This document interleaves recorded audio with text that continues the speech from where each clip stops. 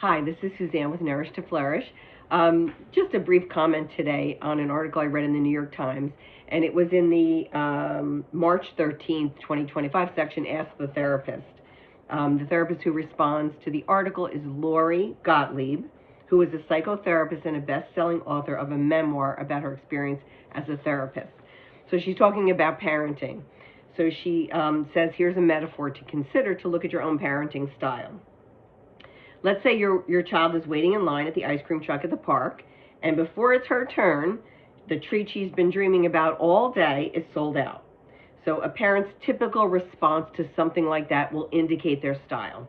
So the first approach is the fishbowl approach. Stop pouting. If you pout, you won't get any ice cream, and we leave the park.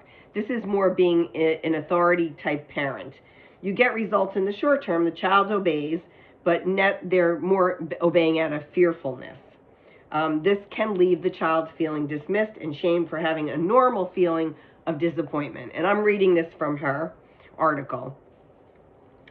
The second approach is the ocean approach.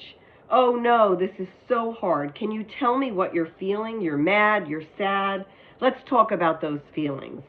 So sometimes parents who grew up with the fishbowl environment try to compensate by being more flexible and open and wanting to talk about feelings.